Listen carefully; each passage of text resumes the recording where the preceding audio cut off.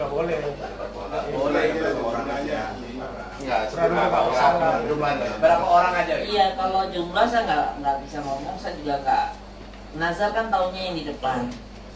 Yang saya jadi Nazar bukan cerita sama saya, tapi Nazar menjelaskan ke penyidik KPK itu saya dengar.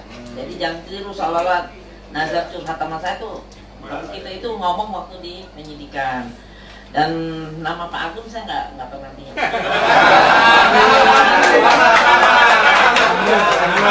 Nggak ada dia sebut-sebut. Benar, ini bukannya kan.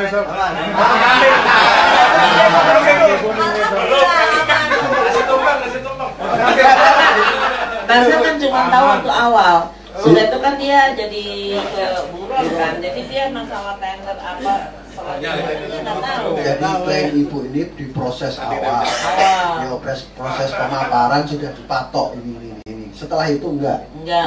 Bang Agung juga di awal anggota. Belum pimpinan kan, Bang. Jadi bisa tidur nyenyak. Nah, saya kebetulan dapat data yang di ujung waktu pelaksanaan. Tapi waktu tender sih saya rasa mulus-mulus aja, karena itu kan kita udah jadi pengetahuan umum ya, tender itu bisa diatur. Misalnya rekanan-rekanan yang ada kan mereka biasa suka arisan segala rupa. Jadi bagi saya tuh urusan tender sih nggak terlalu masalah, karena saya juga pernah perusahaan kita disuruh ikut sebagai ini, nanti dikasih fee segala rupa, itu biasa lah ya. Dan itu kalau harganya wajar-wajar, itu bukan suatu yang korupsi. Tetapi ini kan yang dipersoalkan adalah bahwa adanya markup 45% itu yang akan diselidiki oleh KPK. Apa benar 49%? Hah? 3,5 T. Ya nggak tahu hitung-hitungnya. Ya itu karena itu yang disampaikan Nazarudin kan waktu dalam komitmen awal. Nah pelaksanaannya tinggal itu. Misalnya ada revisi pun Nazarudin nggak tahu, tetapi Nazarudin bilang, tapi saya dengar terakhir dari mana? Dengar dari salah satu direktur yang dipecat, yang bersedia memberikan keterangan kepada KPK bahwa akhirnya 49% gitu loh. Itu Nazarudin dia bilang saksinya mana? Itu akan disiapkan. Dan tentunya salah satu direktur itu saya nggak akan mengkonkes ini, kan itu berbahaya bagi keselamatan jiwanya. Biar nanti kami serahkan kepada KPK aja. Oke, Pak Murjani dulu baru Rizal. Sekarang udah panas ya. Enggak, saya sebenarnya mau kasih spirit kepada Pak.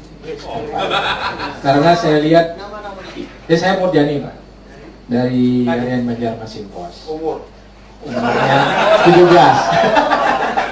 Biasa teman-teman ini loh. Jadi saya melihatnya begini, ini kan masalah hukum ini kan sepertinya kalau nggak ada yang benar-benar dipertegas, diperkuat, didukung oleh yang lain, ini pasti akan tenggelam gitu kan. Tenggelam, pasti tenggelam. Karena kan ini yang dilawan Ibu Elpa ini kan Ibu Esa, banyak sekali gitu kan. Nah ini mungkin berdasarkan pengalaman yang sudah biasanya kasus besar gini nih bisa terus goal nggak untuk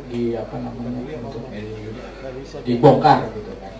Udah itu saya lihat juga mestinya DPR juga mendukung nih Pak Agung tentang bagaimana ibu ini kan memperjuangkan soal korupsi yang sudah kronis ini. Ini benar-benar kronis setelah dibongkar itu kan, hanya ini kasus EKTP saja gitu kan. Nah itu yang kedua. Yang ketiga itu bagaimana perkembangan ketika Mendagri itu yang melapor ke polisi itu yang tentang pencemaran itu kan bagaimana gitu kelanjutannya. Ini juga kan salah satu istilahnya memang hak beliau untuk menyatakan dia tidak salah kan, itu hak. Tapi kan setidak-tidaknya ada semacam konfrontir gitu ya, bahwa ini ada upaya lagi gitu kan, upaya untuk bisa menutup-nutupi. Ya, kita tidak curiga tidak, tapi kalau mendengar dari penjelasan Ibu tadi kan itu tentang banyak data ya, data yang misalnya secara hukum sudah bisa untuk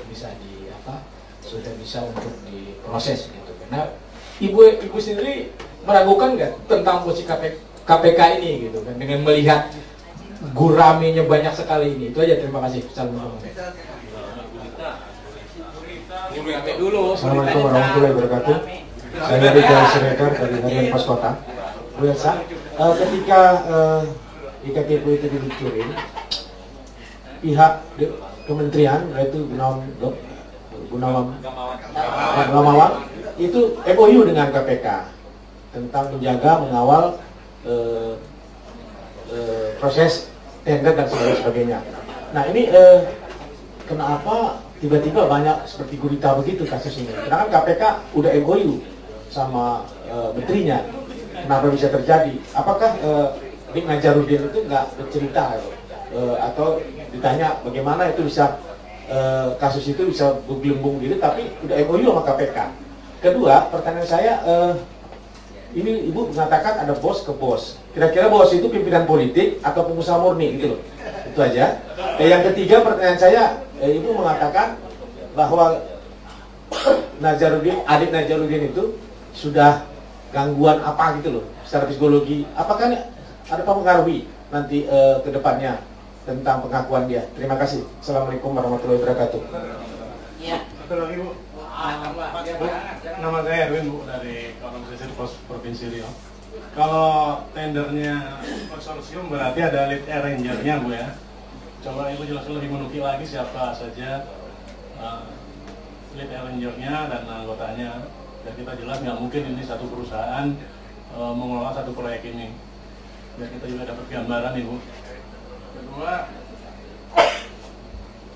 ini posisi Mendagri Bu. Saya di awal ketika dia dilantik Pak Agun, Pak Mendagri termasuk yang berkuat inisiatifnya untuk segera merealisasikan EKTP. Pantas dia kalau marah-marah sekarang mengadu balik Pak Nazar ke polisi. Nah, sepengetahuan Ibu Elsa, dengar-dengar nggak ada perusahaan keluarga termasuk jadi subkonnya begitu? Nah, kalau itu ada Bu, sebaiknya ya kita diinformasikan. Setahu saya ini juga ada pertarungan operator satelit Bu, karena pengiriman data kan lewat satelit. Nah, sepanjang Ibu tahu, yang bertarung ini siapa Bu? Terakhir Pak Agun, sekarang saya termasuk korban EKTP Pak. EKTP saya tidak terbit, padahal saya termasuk rombongan pertama. Nah, bagaimana Pak dengan nasib KTP kertas itu? Tanya lu Pak. Apa itu masih legal sebagai bukti warga negara? Kalau emang terhambat EKTP, sebaiknya itu dibuat legalisasi hukumnya Pak. Terima kasih. Iya, mungkin saya global ya.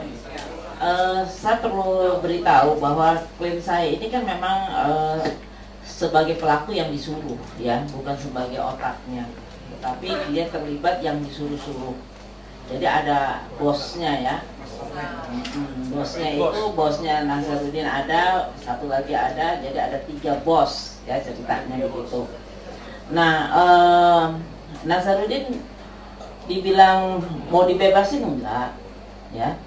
Dan Nazaruddin minta sebanyak-banyaknya kasusnya, kalau Bapak tahu KPK tumpukin satu, dia cukup maunya dihukum 1 kali aja. Jadi dia cukup 2 kasus ya. 2 kasus karena kan hukum Indonesia tidak seperti hukum Amerika. Hukum Indonesia itu adalah semua kasus hukuman yang paling tinggi plus 1/3 gitu. Jadi dan dia kan jadinya justice collaborator kan, jadinya tentunya ada satu apresiasi untuk membuka ini semua. Jadi disitulah dia bukan berarti oh saya kasih tahu ini saya harus dibebasin, nggak ada.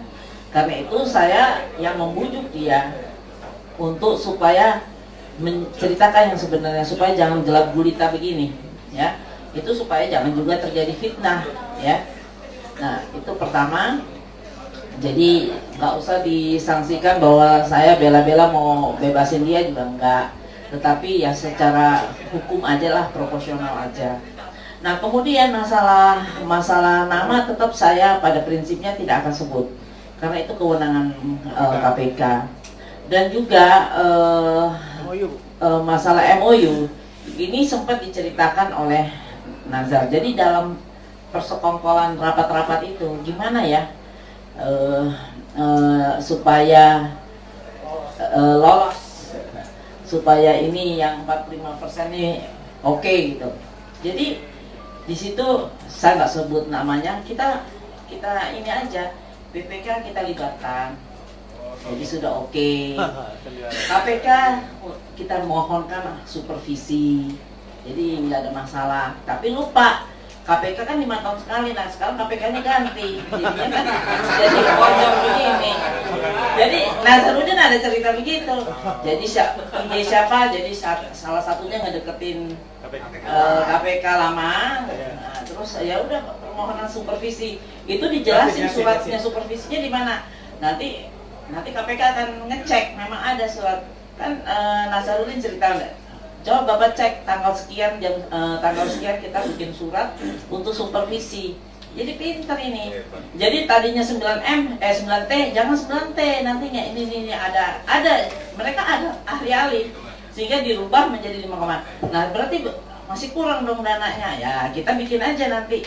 Kita limpahkan ke daerah-daerah untuk daerah yang menanggung, dan kenyataannya ada beberapa daerah sudah menanggung, Pak. Betul nggak, Pak? Mantap. Jadi Nazarudin ini, kalau saya bilang Nazarudin tidak pintar ya, benar. Bukan tidak pintar dia.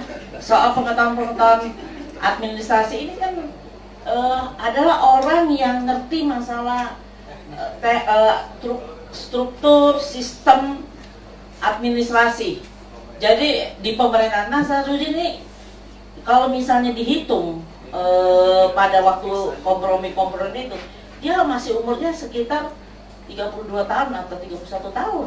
Kan dia lahirnya tahun 78. Kalau itu kompromi tahun 2009, berarti dia itu. Dan dia tuh yang dia ngerti itu pengusaha benar-benar modal 5 perak, dapat 10 perak, untung 5 perak. Itu yang dia tahu, itu tahu benar hitung-hitungannya. Tapi kalau sistemnya ini mesti begini, itu mesti gitu, ini begini, dia nggak, kurang menguasai. Itu saya berani jamin, karena saya tiap hari kan ketemu dia.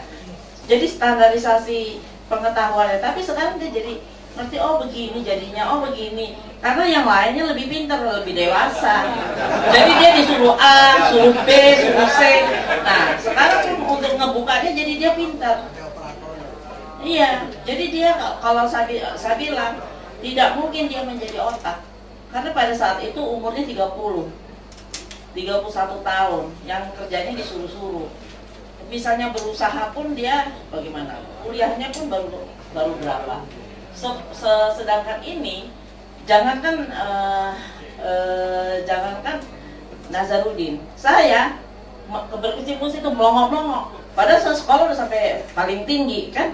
Tapi kalau nggak tahu kan nggak ngerti. Ini benar, Pak Agung aja nggak ngerti.